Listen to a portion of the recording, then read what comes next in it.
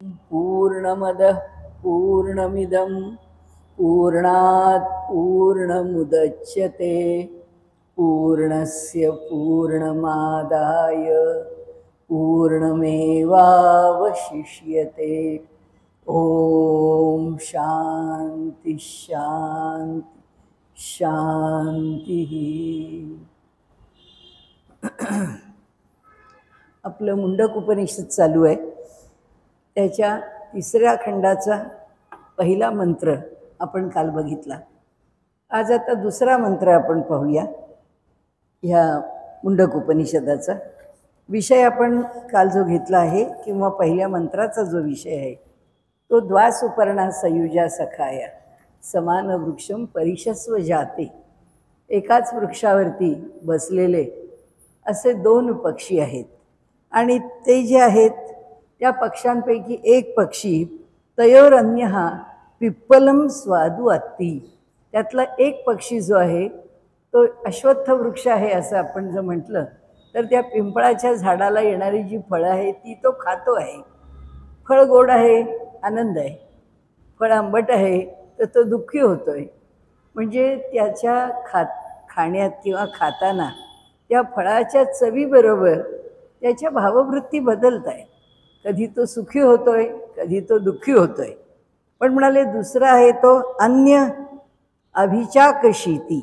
दुसरा जो आहे तो फक्त बघतोय, तो खात नाही, अनशनन, तो काहीही खात नाही आहे आणि नुसता बसलेला आहे. असे हे दोन पक्षी आहेत.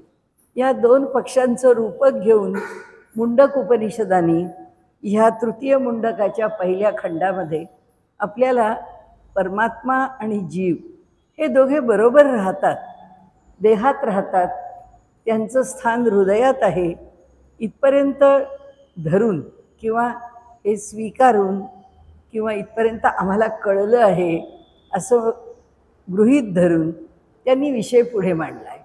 म्हणजे एका वृक्षावर दोन पक्षी आहेत असं म्हणताना त्यांनी आपल्यापुरतं असं धरलं की आपल्याला कळतं आहे की वृक्ष म्हणजे कोण आहे, त्या वृक्षावरती दोन पक्षी आहेत म्हणजे कोण आहेत, ते राहत आहेत म्हणजे कुठे राहत आहेत. हे सगळं आता आपण का गृहीत धरलं? कारण काल त्याचं आपण सगळं स्पष्टीकरण घेतलेलं आहे की मुंडक उपनिषदामध्ये आता जसं हे द्वासुपर्णा दोन पक्ष्यांचं रूप घेतलं आहे असंच तैत्तिरीय उपनिषदामध्ये पक्षी हे रूपक घेऊन त्यांनी मनुष्याच्या देहामध्ये 5 कोश मान्य केले आणि त्या 5 कोशांमधून जीवाचं स्वरूप आणि परमात्म्याचं स्वरूप म्हणजे त्यांचं स्थान आणि त्यांना परस्परांच्या ठिकाणी जाणण्याचा विषय म्हणजे साधना. कारण जीवानी परमात्म्याला जाणायचं आहे आणि परमात्म्याने काल आपण बघितलं तसं जीवाकरता एक भोगसृष्टी निर्माण केली आहे आणि जीवाकरता दुसरी जीव म्हणून जन्माला येणारी सृष्टी आहे.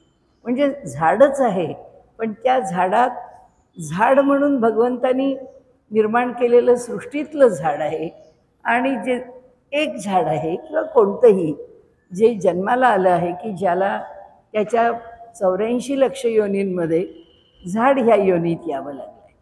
म्हणजे परमेश्वरांनी निर्माण केलेली सृष्टी ही जशी भोगाकरता आहे तशीच त्या जीवाला भोगण्याकरता म्हणजे त्याच्या कर्माचं फल भोगण्याकरता पण आहे. आणि त्यामुळे असलेलं बदक, असलेला कुत्रा, असलेलं झाड, माहीत नाही असलेला पाषाण, किती काळापर्यंत ही पाषाण योनी त्याच्याकरता ही जड योनी आली आहे. हजार वर्ष एखादा पाषाण स्वरूपामध्ये राहतो, झाडाच्या स्वरूपामध्ये कैक वर्ष राहतो आणि ते झाड विशेष जाणकारी ठेवून नसतं.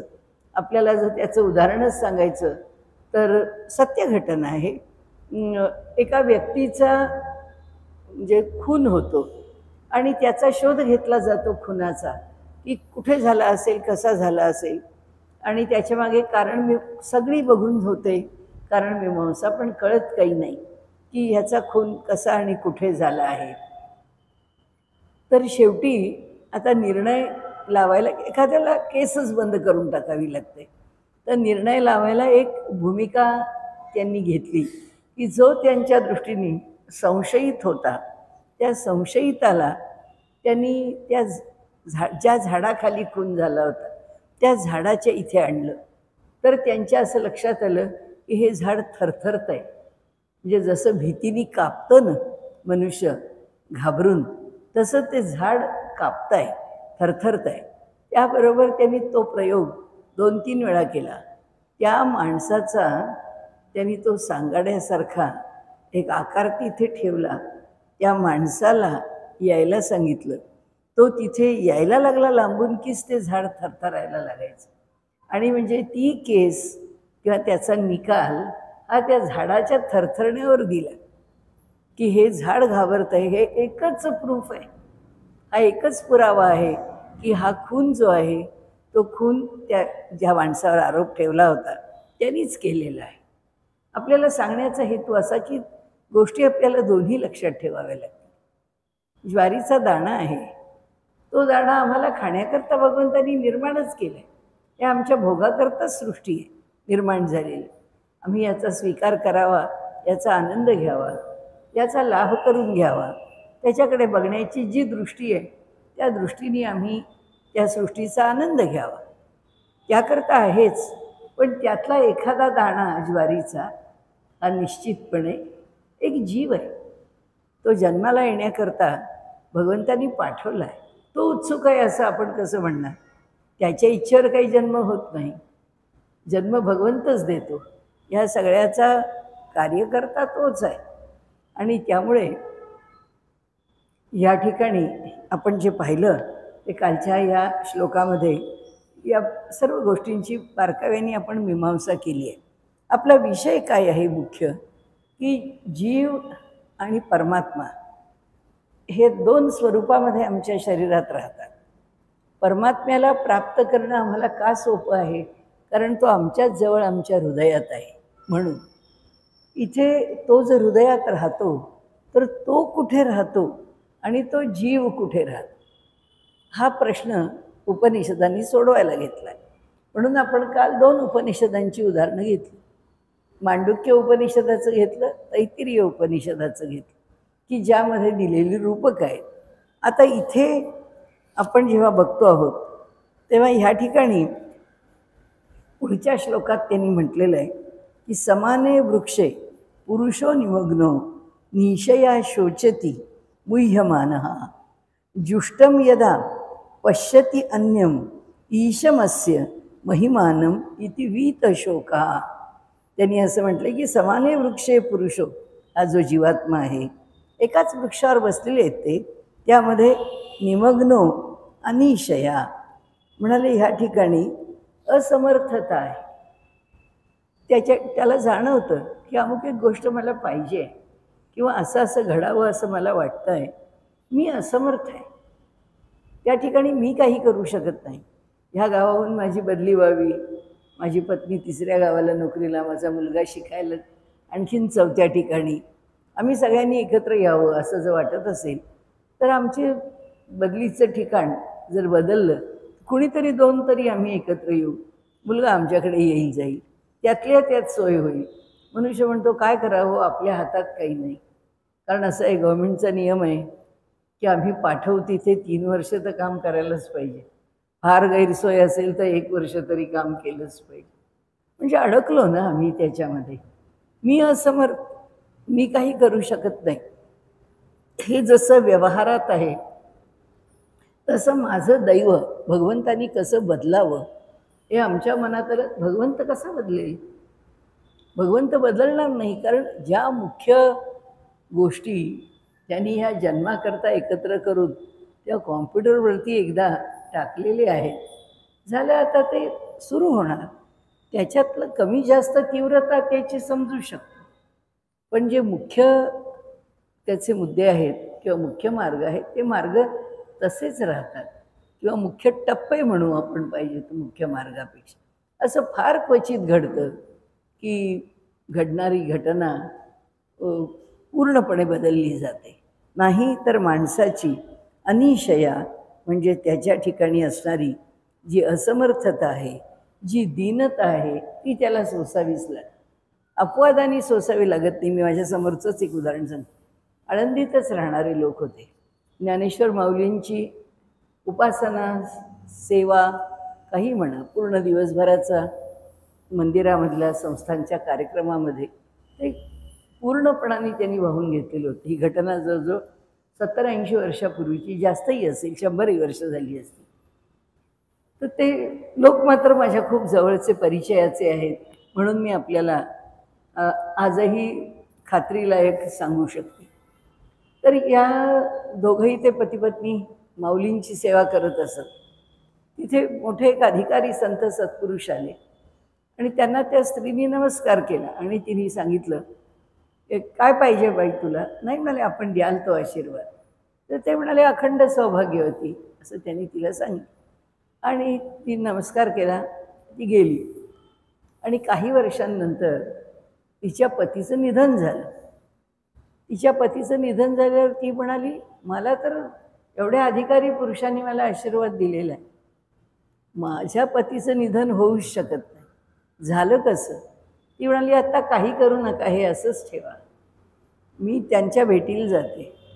ती गेली भेटीला त्यांच्या, आणि त्यांच्या भेटीला जाऊन तिने सांगितलं की हे असं कसं झालं? तुम्ही मला आशीर्वाद दिला आहे आणि हे होऊच शकत नाही. हो म्हणाले, होऊ नाही शकणार, जा तू घरी. आणि आपल्याला आश्चर्य वाटेल, आपल्यापासून जवळ आनंदित देह सुटलेला मनुष्य पुन्हा जिवंत राहिला आणि दीर्घ काळपर्यंत आयुष्य मिळालं आणि जगले. हे काय आहे? ही असमर्थता नाही आहे, ही असमर्थतेला दिलेला विरोधी दृष्टांत नाही आहे. हा श्रद्धेतून मिळवलेला प्रारब्धावरचा विजय आहे. श्रद्धाच इतकी उत्कट आहे की त्या श्रद्धेने काय होत नाही, काय बदलत नाही. मग नाहीतर ही साधना करायची कशा करता? जोपर्यंत मोक्षाकडे जाण्याच्या मार्गाकडे आमचं मन पूर्णपणे लागलेलं नाही, ते तसं लागणारच नाही. आमच्या मुक्त होण्याच्या जो काळ येईल त्याच्या शेवटचे 1-2 जन्म, 3 जन्म असे असतील की आपण पूर्ण वैराग्यशील झालेली असू. नाहीतर सुखदुःखाचे भोग किंवा त्याचे शोकमोहादी परिणाम आपल्याला भोगावेच लागतात. त्याच्यातून आपण जातच असतो. आपलं जीवन त्याच्यातच आहे आणि त्यापासून दूर पळण्यात कुठल्याही प्रकारे हाशील नाही, कुठल्याही प्रकारे योग्य नाही. त्याचं कारण असं आहे की जे जसं आपलं स्वरूप आहे ते तसं स्वीकारावं. म्हणून इथे त्यांनी सांगितले की अहो हा त्या वृक्षावर असलेला पिप्पलम स्वादू अत्ती, तो तिथे त्याची फळं खातो आहे, पण ती खात असताना सुद्धा त्याच्या ठिकाणी त्याची गरज, इच्छा जी भागते आहे, त्याबरोबर घडणारी प्रत्येक क्षणाची अनुकूल प्रतिकूल परिस्थिती ही त्याला दुःखात किंवा मोहात किंवा आणखीन काही त्याच्या भावछटांमध्ये त्याला बदलवत राहते. तो त्याच्या भावभावनांच्या आंदोलनावरती सारखाच दोलायमान होत असतो, सारखेच हिंदोळे घेत असतो. तर त्यांनी इथे सांगितलं की मोठी गोष्ट आहे त्या पक्षाच्या बाबतीमध्ये की तो असमर्थ आहे, त्याच्या ठिकाणी दीनता आहे. भगवंता असं केलंस, काय करावं आता? केलं असं म्हणतो, पुढे जात, कारण त्याला ते बदलू शकत नाही. म्हणून त्यांनी सांगितले की शोचती मुह्यमानः. का त्याला शोक होतो म्हणाले? त्याला दुःख स्वाभाविक आहे, पण शोक होता का? शोक हे आसक्तीचं लक्षण. शोकामध्ये मनुष्याची बुद्धी जागेवर राहिलेली नसते. मनुष्य विवेक हरवून बसतो. जेव्हा तो शोकग्रस्त होतो तेव्हा काही कळत नाही, त्याचं जीवन त्यालाच समस्या होऊन बसतं. त्याच्यावर त्याला इतकं सोपं नाहीच आहे बोलणं किंवा असं घडणं, पण त्याच्यावर त्याला मात करावी लागते. दुःख जन्मभर आहे, दुःख राहत नाही असं होतच नाही, पण त्या दुःखामधून तो किम कर्तव्य मूढ होणं किंवा कर्तव्यच्युत होणं, म्हणजे मी काय करू हे कळत नाही, म्हणजे अविवेकी होतो. किंवा जी कामं ज्यावेळी करून मोकळं व्हायचं आहे, जे त्याचं कर्तव्य आहे ते करून त्याला पुढे जायचं आहे, ते करण्याची मात्र बुद्धी त्याच्याकडे राहत नाही. आणि म्हणून त्यांनी त्याला म्हटलंय शोचती मुह्यमानः, मोहित होतो, मोहून जातो. मोहून जातो म्हणजे काय? अज्ञानाने युक्त होतो, मूढ होतो. त्याच्या ठिकाणी मूढता येते आणि त्याच्यातून तो शोक करतो. त्यामुळे शोक आणि मोह या दोन गोष्टी वेगळ्या आहेत. दुःख ही गोष्ट वेगळी आहे. दुःख हे होणारच, दुःख हे होतंच. त्या दुःखाचं स्वरूप जे आहे ते ज्याच्या त्याच्या प्रवृत्तीप्रमाणे आहे. त्याची तीव्रता किती, त्याचं हलकेपण किती, त्याचं गांभीर्य किती, हे सगळं ज्याच्या त्याच्या प्रवृत्तीवर अवलंबून. जी ती प्रवृत्ती त्या दुःखाशी जितक्या प्रामाणिकपणे जोडलेली आहे तितकी त्या दुःखाची तीव्रता अधिक आहे. आणि दुःख नाही तर रामायणामध्ये हे जे अलीकडे टीका केली जाते की सीतेचा म्हणजे रावणाने केलेल्या अपहरणानंतर तो जो शोक आहे सीतेचा प्रभू रामचंद्रांनी केले, अहो एवढा मोठा मनुष्य आहे, ज्या सगळी स्थितप्रज्ञेची लक्षणं ज्यांना आम्ही लावून ते चरित्र पाहावं असं चरित्र आहे, आणि तिथे एवढा शोकमोह कसं बरं? असं शोकमोह नाही, ते दुःख आहे. त्या दुःखाची तीव्रता आहे आणि त्या तीव्रतेने ते दुःख. म्हणून झाडा वृक्षा वेलींना प्रभू रामचंद्र विचारतात, सीता कुठे आहे? तिचा शोध घेण्याकरता मी कोणत्या दिशेने जाऊ, कुठे पाहू, तिचं पुन्हा दर्शन होईल की होणार नाही? हा सगळा जो आहे हा शोक नाही.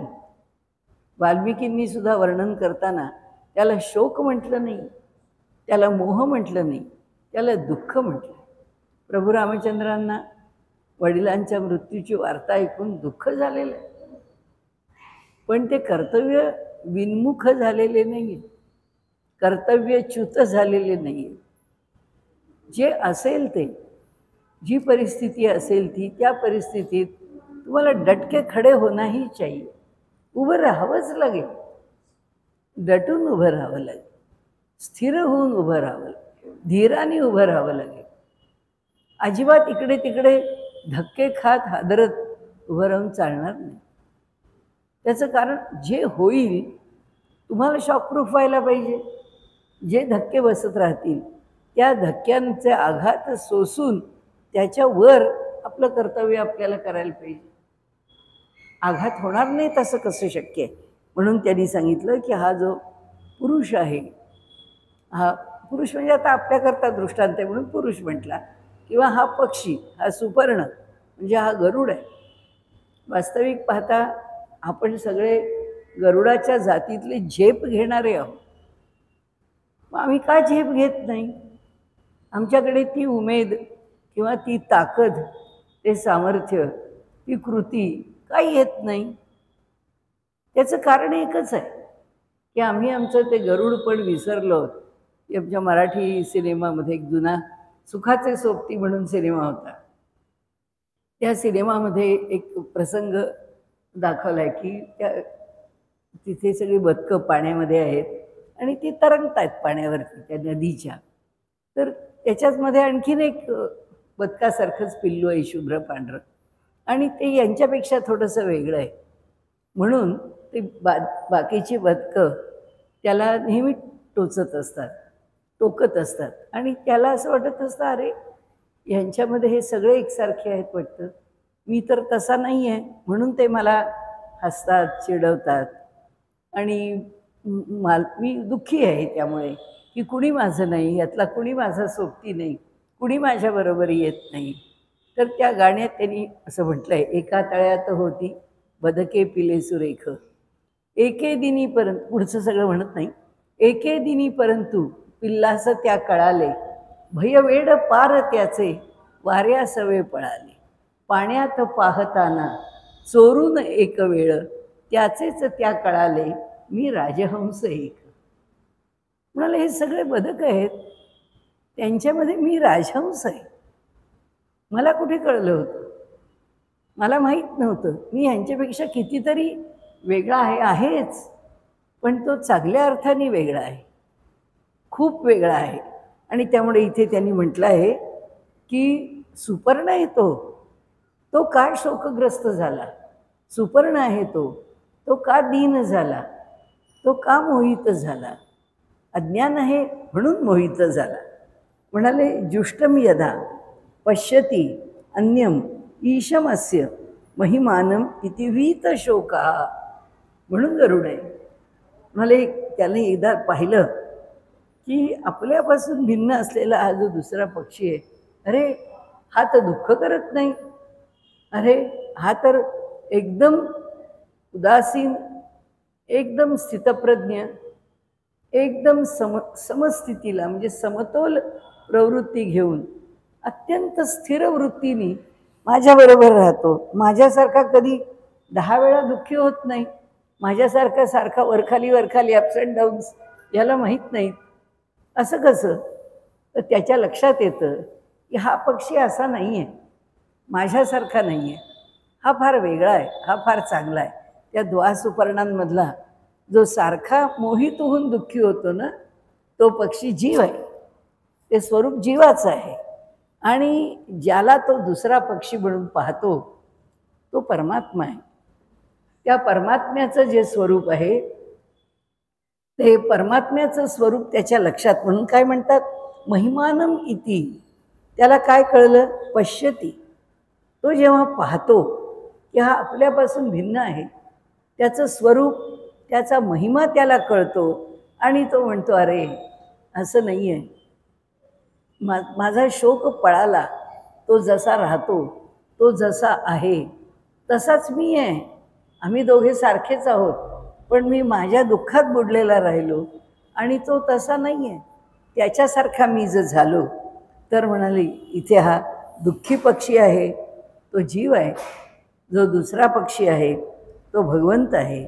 या दोघांचीही निवासाचं स्थान म्हणजे आमच्या हृदय नावाच्या वृक्षावर किंवा एकाच हृदयरूपी वृक्षावर ते दोघे बसलेले आहेत. त्यावेळी तो म्हणतो शौनकांना की हे बघा, आपण मला सांगितलं गुरुवर्य, माझ्या अंतःकरणामधली शंका दूर झाली आणि आपल्या भाषणाने माझं घोटाळ्यात पडलेलं मन आहे त्याच्यात पुष्कळ एक स्वच्छ भूमिका निर्माण झाली. कारण जीव आणि ईश्वर यातला भेद कळला, माझ्या हृदयातच कळला की एकच चैतन्य आहे, एक चैतन्य सुखदुःखाबरोबर आंदोलित होत आहे आणि दुसरं चैतन्य जे आहे ते पूर्ण स्थिर आहे. जे स्थिर चैतन्य स्थिर रूपाने माझ्या हृदयात निवास करत आहे तो ईश्वर आहे. आणि जे माझं प्रतिक्षणाला आंदोलनाने ग्रस्त झालेलं जे स्वरूप आहे ते स्वरूप सारखं मोहित झालेलं आहे, शोकमोहाने युक्त होऊन अत्यंत दयनीय अवस्थेला आलेलं आहे. म्हणाले आता या ठिकाणी शंका येते शौनकाला की अहो, हे जर ब्रह्मच सर्व काही आहे, हे ब्रह्मच जर सर्वदूर भरून राहिलेलं आहे किंवा तो एकच आहे, तो जीवात्मा आणि ते असणारं परब्रह्माचं परमात्म्याचं स्वरूप, अहो मग तो त्याच्यासारखं का नाही वागत? त्याला द्वासुपर्णा सयुजा सखाया म्हणाला आहात आपण, तो त्याचा सखा आहे, तो त्याचा मित्र आहे. सख्यत्वाचा भाव हा सगळ्या भावांमध्ये विशेषतः भक्तीच्या भावात तर सर्वात वरच्या पातळीवर आहे. सख्य भक्ती सर्वात वर आहे, त्यानंतर फक्त आत्मनिवेदन भक्ती 9व्या क्रमांकावर राहते, 8व्या क्रमांकावर सख्यत्वाची भक्ती आहे. आणि आपल्याकडे विवाहामध्ये सुद्धा मंत्रात जी सप्तपदीमध्येही असं म्हटलंय की गृहिणी सखा भव, की ती अनेक नात्यांनी जरी जोडलेली असली तरीसुद्धा ती खऱ्या अर्थाने तिचं श्रेष्ठ नातं हे सख्यत्वाचं आहे, मैत्र आहे. त्याच्यामध्ये त्या नात्यामधला जो मैत्र आहे तोच सर्वश्रेष्ठ आहे. कारण तो कसा आहे, तिथेच अद्वैत आहे, तिथेच एकरूपता आहे, तिथेच समानता आहे, तिथेच ज्या ज्या प्रकाराने मनुष्याला त्या नात्याची आवश्यकता असेल त्या त्या प्रकाराने ते नातं जोडलेलं आहे. कधी कुणी कुणाचा, त्या जसं आपल्याकडे वर्णन केलं आहे विवाहाच्या मंत्रांमध्ये सुद्धा, की एक रथ आहे प्रपंच म्हणजे. त्या रथाची ही 2 चाकं आहेत. पती सारथी आहे, पत्नी त्या रथात बसली आहे. दरवेळी म्हणाले असंच असतं असं नाही. सारथी कुणी व्हावं, कुणीही होईल. क्वचित पत्नीला सारथी व्हावं लागेल आणि तो त्या रथामध्ये बसून राहिलेला असेल. पण प्रपंच असा आहे की तिथे काय आहे, मैत्र आहे. तिथे काय आहे, सख्य आहे. तिथे काय आहे, समानता आहे. जरूर पडली तर तो वर आहे, ही खाली आहे. जरूर पडली तर ही वर आहे, तो खाली आहे. खाली याचा अर्थ ती चालवते आहे, तो मान्य करतोय. तो चालवतो आहे, ती मान्य करते. या दोन्ही गोष्टी ज्याच्यामध्ये आहेत, तो जो मैत्र भाव आहे, म्हणून त्यांना सयुजा सखाया म्हटलंय, की एकमेकांशी जोडलेले असे मैत्रभावाने मैत्रभावाने जोडले आहेत. तर हा आमचा जीव रडतो कशा करता, हा आमचा जीव शोकमोहाने युक्त होतो कशा करता. दोघांची हृदय किंवा सखा असं जर म्हटलं तर दोघांच्यामध्ये काहीतरी समान पाहिजे. त्या प्रवृत्ती समान झाल्या तरच सख्यत्व निर्माण होईल. नाही तर आज होणारी लग्नांची फरफट किंवा त्यांचे डायव्होर्सेस किती प्रमाणात दिसतात, कारण वैचारिक मानसिक भूमिका जोडलेली नाही. आणि त्यामुळे त्यांनी इथे म्हटलं आहे की परमात्मा आणि जीवात्मा यांच्यात साम्य आहे का, आहे ना, का नाही. कारण साम्य नसतं तर द्वासुपर्णा सयुजा सखाया म्हटलंच नसतं. ते दोघे एकमेकांचे मित्र आहेत असं म्हणाले म्हटलंच नसतं. आणि म्हणून त्यांच्यातलं साम्य काय आहे, दोघे एका हृदयात आहेत, दोघेही चैतन्यच आहेत, दोघांचंही रूप एकच आहे. कारण चैतन्यामधून निर्माण करणं दोघांनाही काहीही शक्य आहे. परमात्मा आहे, परमात्म्यापासून तो वेगळाच नाही आहे. तर तो काय आणि हा काय. ब्रह्मविद ब्रह्मैव भवती. ब्रह्माला जाणलं की ब्रह्माला जाणणारा ब्रह्मच होऊन राहतो. ब्रह्मापेक्षा अन्य राहत नाही, एकच होतात. याचा अर्थ मुळात एकच आहे. आम्ही जीव झालो, जीवभावाला आलो. तो परमात्मा आमच्या इथे बसून कसा हा वेड्यासारखा करतोय बघतोय. त्याच्या लक्षात येतं आहे की काय बाबा याचा व्यवहार. त्याच्याकरता सुद्धा एक छानसा दृष्टांत दिलेला आहे. त्या दृष्टांतात त्यांनी म्हटलं आहे की अहो, शब्दांच्या मध्ये खेळ करत बसू नका. तुम्हाला म्हणाले एक गोष्ट सांगतो की इथे सयुजा सखाया हा एक वेगळा, हा एक वेगळा असं वेगळेपण दोघांचं दाखवलं आहे. प्रवृत्तीचं वेगळेपण दाखवलं आहे. मग या दोघांच्यातला मैत्रभाव कुठे गेला, त्यातलं अद्वैत कुठे गेलं, त्यातले सखेपण कुठे गेलं, कळत नाही आहे, दिसत नाही आहे. म्हणाले सयुज आहेत तरीही सखे दिसत नाही आहेत. का बरं असं आहे. तर ते म्हणतात तुला एक उदाहरण सांगतो किंवा इथलाच दृष्टांत तुला थोडासा विस्तारून सांगतो. म्हणाले इथे ह्या विश्वाचा पसारा जो आहे तो एक वृक्ष आहे असं म्हणून इथे पिप्पल किंवा अश्वत्थ म्हणून त्याचं वर्णन केलेलं आहे. आता असा अर्थ जरी लावला आणि तीच भूमिका गीताकारांनी घेतली आहे. आपल्याला 15व्या अध्यायामध्ये माहिती आहे की अश्वत्थ वृक्षाचंच त्या ठिकाणी रूप घेतलेलं आहे. तर इथे त्यांनी म्हटलं की पिंड आणि ब्रह्मांड. पिंड म्हणजे माझ्या ठिकाणचा जीव आणि जो ब्रह्मांडामध्ये भरून आहे तो, या दोन स्वरूपामध्ये आम्हाला दिसतं. आता पुन्हा पहिलंच वाक्य की उपनिषदांची चर्चा कशामध्ये, आपण अगदी जेव्हापासून उपनिषद सुरू केली तेव्हापासून आपण तोच एक विषय बोलतो की जीव आणि जगत आणि जगदीश्वर यांच्यातलं नातं, यांच्यातले संबंध, यांचं स्वरूप ते उपनिषद उलगडून सांगत असतं. इथे आता ते म्हणतात की पिंड आणि ब्रह्मांडामध्ये फारसा भेद नाही. पिंड म्हणजे माझ्याकडे आणि ब्रह्मांड म्हणजे ही सगळी समष्टी आणि पिंड म्हणजे व्यष्टी. हा म्हणजे जीव आणि तो म्हणजे त्या जीवाचं व्यापक रूप असं आपण म्हटलं तर ब्रह्मांडाच्या दृष्टीने हे जे जीव जो आहे तो कसा आहे म्हणाले, ब्रह्मांडाच्या दृष्टीने हिरण्यगर्भ हा जीव जाणावा. ब्रह्मांड म्हणजे ज्या ब्रह्मांडात आम्ही राहतो ते ब्रह्मांड. त्या ब्रह्मांडाच्या दृष्टीने हिरण्यगर्भ म्हणजे ज्याच्यापासून आम्ही जन्माला आलो ते हिरण्यगर्भ. थोडंसं अधिक तात्विक आहे, पण आपण त्याचा अधिक सोपं किंवा अगदी उलगड्यानेच आपण तो विषय घेऊ. आणि ब्रह्मदेवाला कधीकधी ब्रह्मदेव हेच त्या ब्रह्मांडाच्या दृष्टीने जे स्वरूप आहे परमात्म्याचं ते स्वीकारलं. कारण आपल्याला माहिती आहे व्यवहारामध्ये सोपं की ब्रह्मदेवाने ही सगळी सृष्टी निर्माण केली असं का म्हणतो आपण, सोप्या अर्थाने सोप्या भावाने हे सगळं जे जगत आहे हे जगत ज्याच्यापासून ह्या संबंध ब्रह्मांडामध्ये जे भरून राहिलेले सर्वत्र सर्वज्ञ या रूपामध्ये परमात्मेचं जे स्वरूप आहे ते स्वरूप ब्रह्मदेवाच्या स्वरूपामध्ये प्रकट झालं आहे असं धरा, नाही हिरण्यगर्भाच्या स्वरूपामध्ये प्रकट झालं आहे असं धरा. म्हणून हिरण्यगर्भ जो आहे तोच मुळी सगळ्यांच्यामध्ये भरून राहिलेला जीव आहे.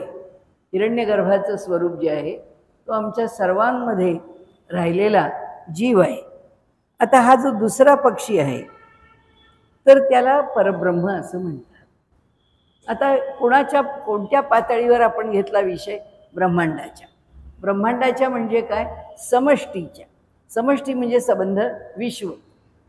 हे जे वैश्वानर किंवा आपण ज्याला विराट असं रूप म्हणतो ते सर्व जे रूप आहे, कारण ही सगळी चराचर सृष्टी आहे अति खाण्यावर, म्हणजे काही ना काहीतरी स्वीकारल्याशिवाय आपण जिवंत राहू शकत नाही. संबंध सृष्टीत जिवंत राहू शकत.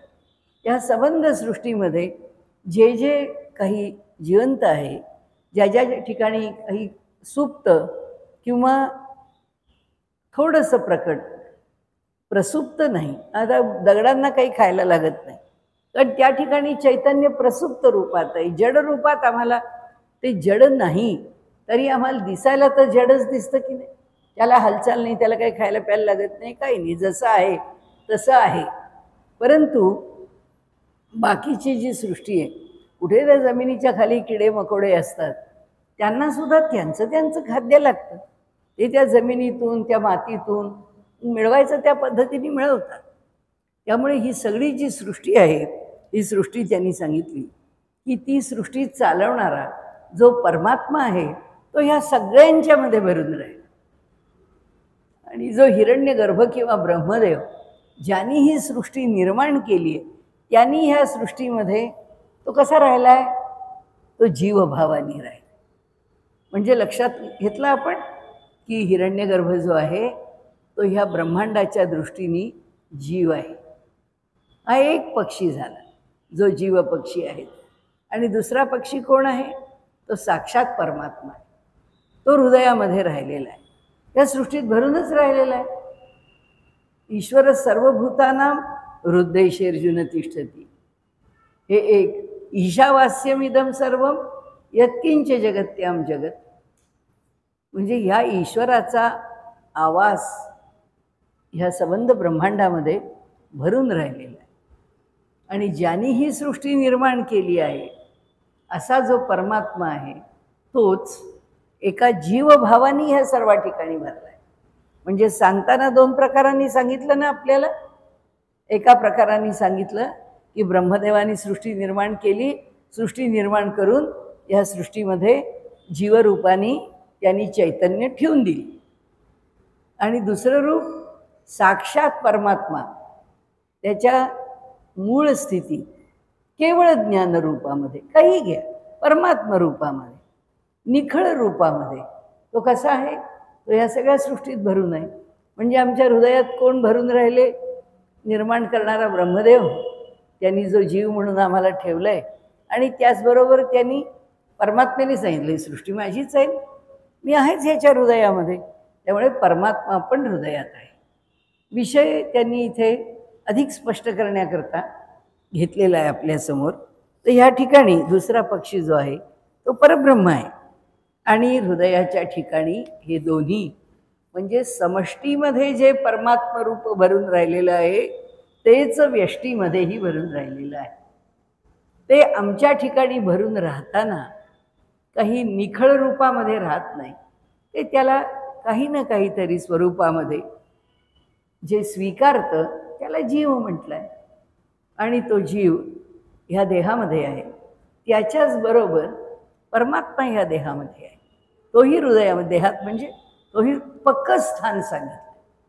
देहात तर आहेच, देहभर चैतन्य आहेच, देहभर तो फिरतो आहे, त्याच्याचमुळे तर सगळी कार्य होत आहेत. जे उठतो, बसतो, खातो, पितो, चालतो, फिरतो, झोपतो आणि पुन्हा दुसऱ्या दिवशी उठतो, ही परमेश्वरा तुझीच दया आहे. त्याच्याच दयेने हे सगळं घडत असतं. आता अलीकडे आहे, पलीकडे आहे, परमात्मा आहे, जीवात्मा आहे. हा भेद कशा करता आहे? आम्हाला समजून घेण्याकरता. आम्हाला समजून घ्यायचं. कारण आम्हाला असं वाटतं, आम्ही तत्त्वज्ञान वाचायला लागलो की आम्हाला वाटतं अहो मग जीव कोणता आणि परमात्मा कोणता? हृदयस्थ परमात्मा आणि हृदयातच जीव, मग ते काय दोन वेगवेगळे राहतात का? ते कुठे राहतात? म्हणून काल आपण मुंडक उपनिषदाचा भाग बघितला की त्याच्यामध्ये त्यांनी त्याचे 4 भाग करून आम्हाला विषय समजावला. त्याच्यात त्यांना वैश्वानर, तैजस, प्राज्ञ आणि तुर्य. त्या तुर्याच्या ठिकाणी त्याला कुठलंच नाव दिलं नाही. चतुर्थम मन्यते, तो चौथा आहे असं समजावं. अशा प्रकारे त्यांनी तो विषय तिथे मांडलेला आहे. आता म्हणाले अरे खरं सांगशील तर याला जीव म्हणणं, त्याला परमात्मा म्हणणं, याला काही अर्थ नाही म्हणाले. ही उपाधीसुद्धा खरी नव्हे. कारण म्हणाले जो जो आपण खाली उतरत जाऊ तो एकापेक्षा एक वर आहे असं दिसत जातं. म्हणजे कसं? मोदी आता पंतप्रधान आहेत. आता मोदींचं 75 वर्षाचं आयुष्य, हे जेव्हा ते 75 पुरं करतील किंवा आता 75 झाल्यानंतर आपल्याला सोडायचं आहे, त्यांचं आता सप्टेंबरमध्ये थोडेच दिवस राहिले आहेत. तर मग काय करतील? कारण नियम आहे त्यांच्या पक्षाचा की 75 वर्षानंतर कार्यरत राहायचं नाही, आता पंतप्रधान पदावर राहायचं नाही. मग लगेच लोक काय म्हणायला लागले, काही नाही हो, मोदी पंतप्रधान राहणार नाहीत, मोदी राष्ट्रपती होतील. म्हणजे कारभार पंतप्रधान म्हणून दुसरा कोणी चालविल, पण ते राष्ट्रपती होतील. म्हणजे काय झालं? आत्ता पंतप्रधान म्हणून कारभार चालवणारी व्यक्ती आम्ही आमच्या कल्पनेने राष्ट्रपती पदावर आहे तशी धारणा करून त्याच्याही वरच्या पदावर ठेवलं. आता पंतप्रधानांच्या खाली गृहमंत्री आला, ते आधी मुख्यमंत्री होते. म्हणजे सामान्य मनुष्याच्या दृष्टीने, गुजरातच्या दृष्टीने मुख्यमंत्रीच मोठा होता. त्याला काय करायचं पंतप्रधान कोण आहे, राष्ट्रपती कोण आहे? काही गरज पडलेली नाही, काही समजून घ्यायची आवश्यकताही नाही. आणि त्यामुळे जसं जसं आम्ही खाली उतरत जातो तसं तसं आपल्याला म्हणाले लक्षात घ्यावंच लागतं, समजून घेण्याकरता. आमच्या खेडेगावात कोण ग्रामपंचायतीचा सरपंच कोण आहे बघावं, आमचं काम आहे सरपंचांकडे. आता शहरात इथे मोठा कलेक्टर जरी असेल, कमिशनर जरी असेल, तरी त्या गावपंचायतीचं काम करायला गेला की त्याचं काम सरपंचाकडेच आहे, तिथे अधिकार सरपंचांनाच आहेत. मग कलेक्टरला कोणी विचारेल का? नाही विचारणार. तो कलेक्टर सरपंचांना विचारणार की काय हो आम्हाला सांगा, आमचं काम तेवढं करून द्या. तो म्हणतो हो हो करून द्या. तुम्ही मोठे आहात लहान आहात, तसं त्यांनी इथे म्हटलं आहे की एकाचे 2 झाले एवढंच लक्षात घ्या. ही व्यवहारातली जी अधिकाराची, सत्तेची, गरजेची ही जी उतरंड आम्ही मांडली आहे ना, ही उतरंड नका लक्षात घ्या. अशा उतरंडीत हे 2 नाही आहेत. तो परमात्मा श्रेष्ठ आहे, तो जीवात्मा कनिष्ठ आहे असं म्हणू नका. म्हणून तर सयुजा सखाया, म्हणून तर एकसारखे आहे, म्हणून तर सख्यत्व आहे, म्हणून तर मैत्र आहे.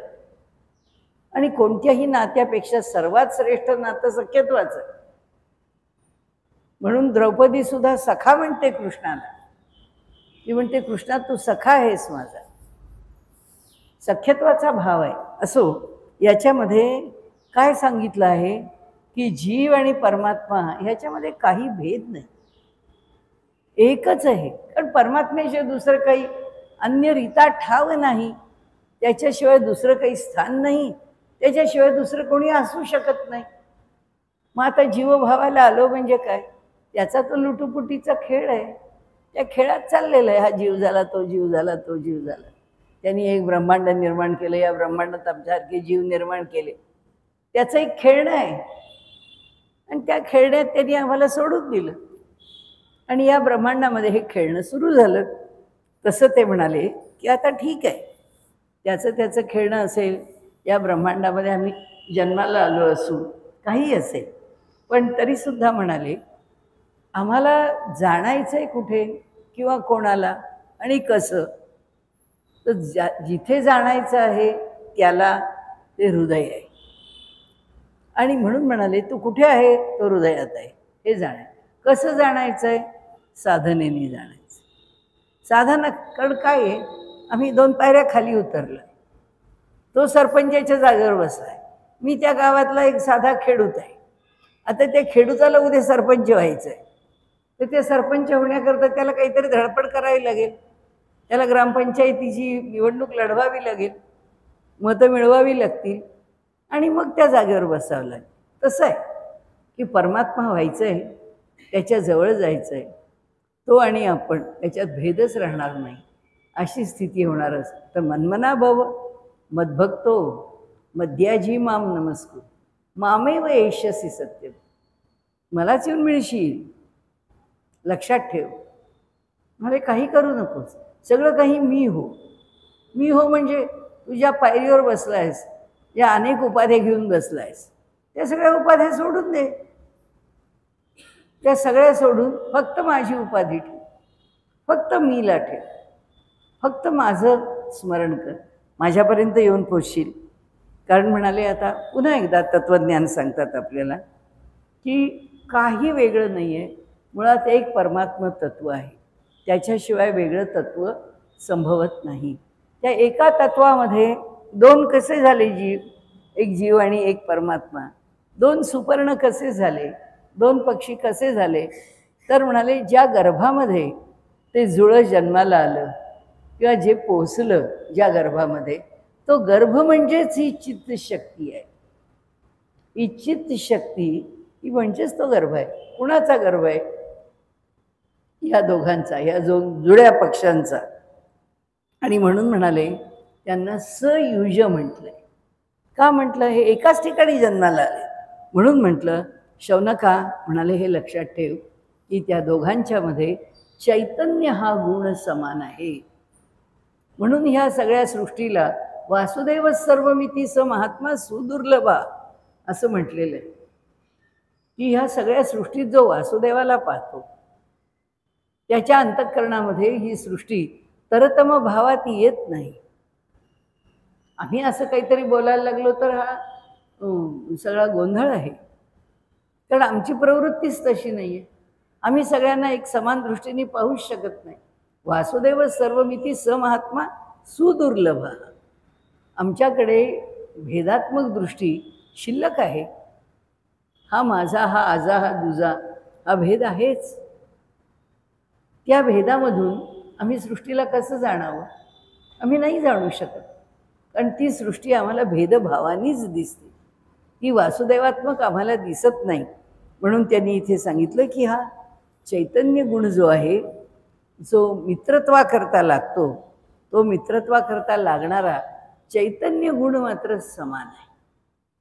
त्या एका चैतन्य समान गुणाला हाताशी धरून तुम्ही काय करा म्हणाले, त्याला जाणण्याचा प्रयत्न करा. त्याची साधना कशी केली जाते वगैरे ते पुढे सांगतायत आपल्याला. इथे फक्त एवढंच सांगतात की आम्हाला जन्माला घातलं आहे ते कशा करता, ही सगळी सृष्टी निर्माण केली आहे, ह्या सगळ्या सृष्टीचा उपभोग घे म्हणून, आणि म्हणून ही भेदभावानी दिसतीये. परमात्माच आहे, आंबेच निर्माण करतो, पण एक तोतापुरी करतो, एक हापूस करतो, एक कच्च्या कैऱ्या निर्माण करतो.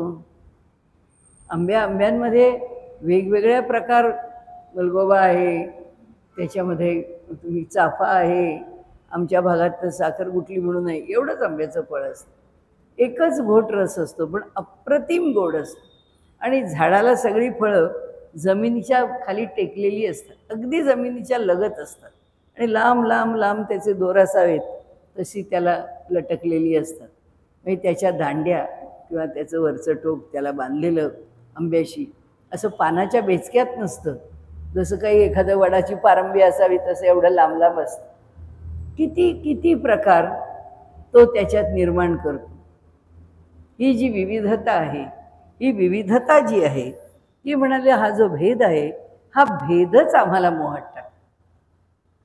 त्यांनी याचा उपभोग घ्या म्हटलंय, पण त्यांनी ह्या भेदाला मोहात पडा म्हणून सांगितलं नाही. त्यांनी सगळ्या प्रकारची फुलं, सगळ्या गंधांची फुलं, सगळं सौंदर्य असणारी फुलं, उत्तमोत्तम सृष्टीमध्ये सौंदर्य त्यांनी दिलं आहे. पण ते कसं, ते सौंदर्य हे वेड्यासारखं भेदभावाने उपभोगण्याकरता दिलेलं नाही आहे.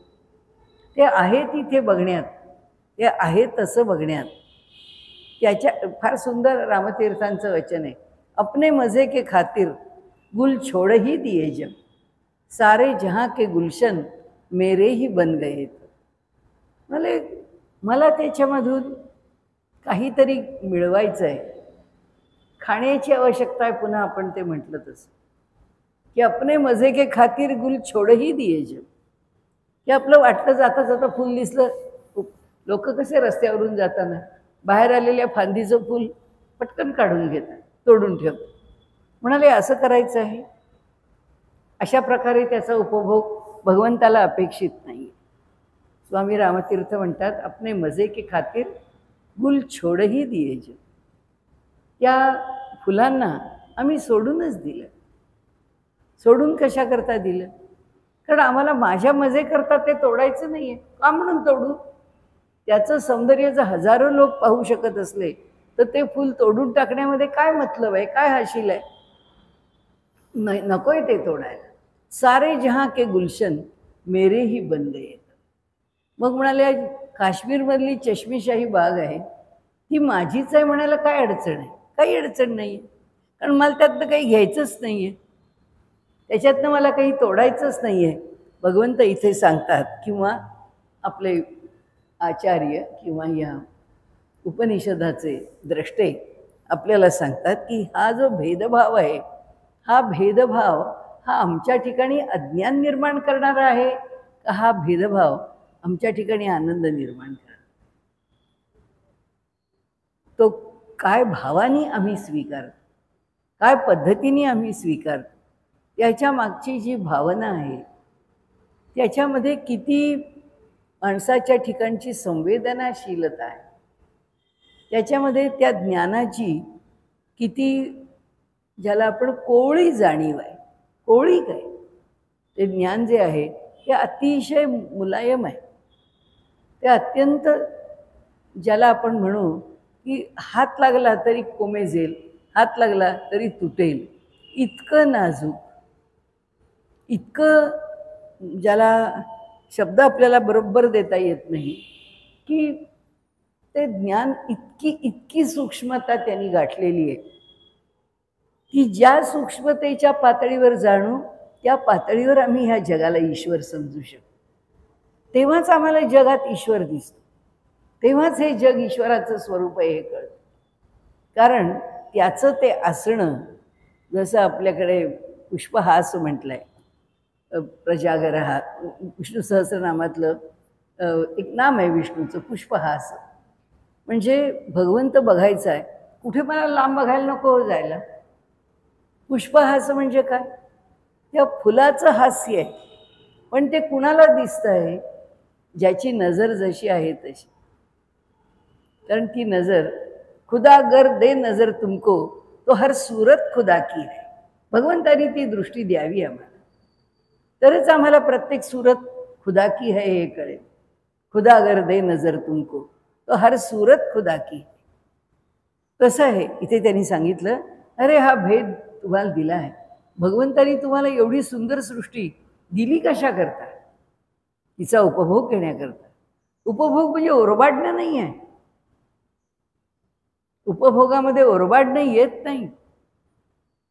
उपभोगामध्ये म्हणून आपल्याला म्हटलं भगवंताचं एक नाव पुष्पहास म्हटलेलं आहे.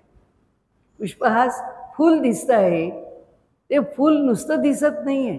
त्या फुलामध्ये त्या भक्ताला किंवा ज्याला ती नजर आहे, खुदागर दे नजर तुमको, तर ती त्याला जर ती नजर आहे तर त्याला ते फुलाचं स्वरूप म्हणजे भगवंताचं हसणं आहे असं वाटतं. पुष्पहास प्रजाग्रहा, तो कसा आहे, पुष्पाच्या माध्यमातून आमच्याकडे बघून हसतोय. तो दूर कुठे आहे आमच्यापासून, तो माझ्या हृदयात जसा आहे तसा तो बाहेर सुद्धा लांब नाहीये. पानापानातून फुलाफुलातून निरागसतेमधून सगळी मजा त्या निरागसतेची, निष्पापतेची, निखळतेची, शुद्धतेची. कोणताही भाव जेव्हा शुद्ध असतो, स्वार्थरहित असतो, तेव्हा त्या भावा इतकं या जगामध्ये दुसरं उदात्त काहीच नसतं.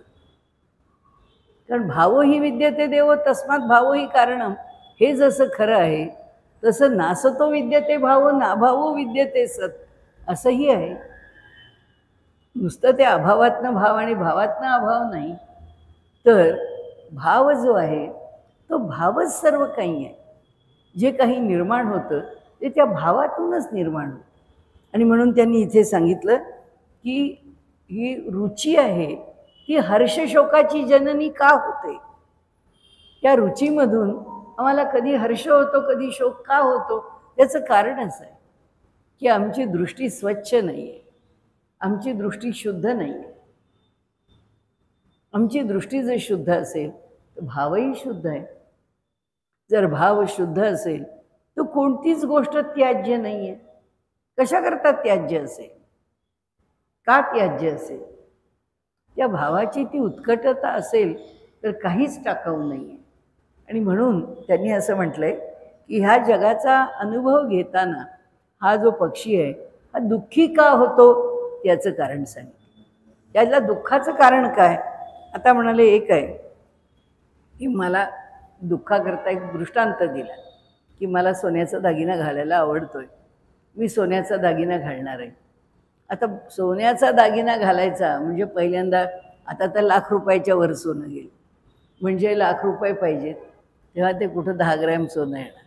त्याच्यातून दागिना घडवायला अजून पाहिजे सोनं, म्हणजे आणखीन पुष्कळ काही पैसा त्याच्यामध्ये घालावा लागणार. हा पैसा कुठून आणायचा ही पहिली चिंता.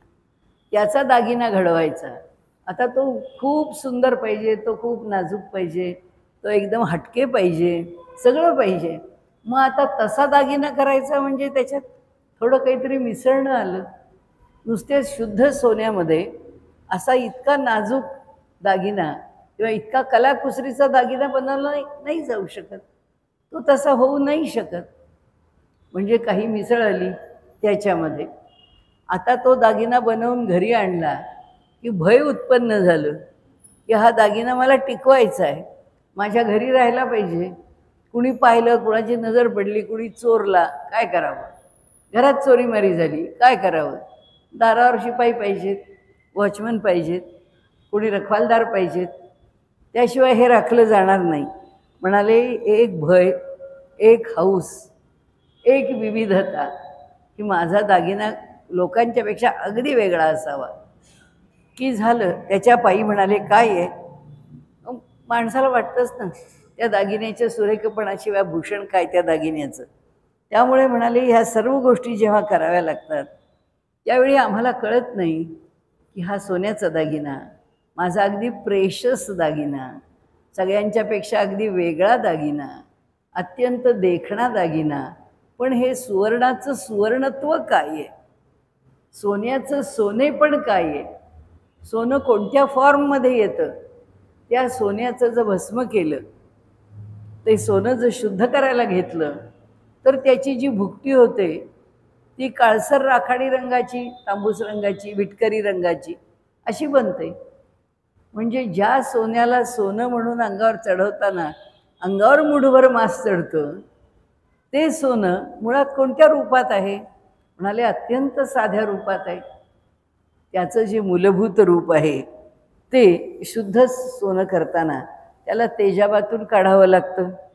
म्हणाले तेव्हाची झालेली पावडर आहे हे त्याचं शुद्ध स्वरूप आहे.